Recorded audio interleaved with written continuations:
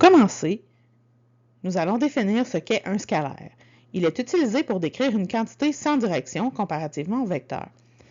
Les scalaires sont en fait des nombres réels et nous utiliserons généralement la lettre K pour le représenter. Si nous avons plusieurs scalaires, nous utiliserons K1, K2, K3, ainsi de suite.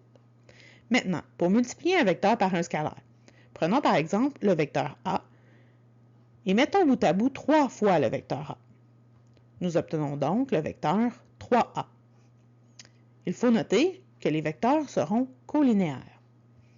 Ainsi, additionner 3 fois le vecteur A revient à multiplier le vecteur A par le scalaire 3. Voici quelques informations importantes. Pour obtenir les composantes de notre vecteur, nous devons multiplier chacune de celles-ci par notre scalaire. Ainsi, dans notre exemple, le vecteur A a des composantes de 6, 3 et le vecteur 3A a des composantes de 18, 9. Ensuite, pour la norme, la notation que vous voyez ici, notre K scalaire entre deux barres, ces deux barres se nomment des valeurs absolues. La valeur absolue rend la valeur de K positive. Il n'est pas possible d'avoir une norme négative pour un vecteur, ainsi il faudra donc multiplier la norme du vecteur A par le scalaire positif.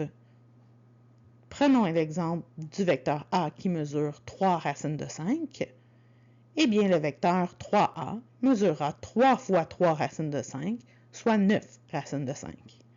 Et finalement, pour l'orientation, si notre scalaire est plus grand que 0, alors l'orientation de notre vecteur sera la même. Et si notre scalaire est plus petit que 0, un scalaire négatif, il faudra ajouter ou soustraire 180 degrés à notre orientation. Si nous prenons notre exemple, puisque notre scalaire est plus grand que 0, alors l'orientation de 3A sera la même que l'orientation de A.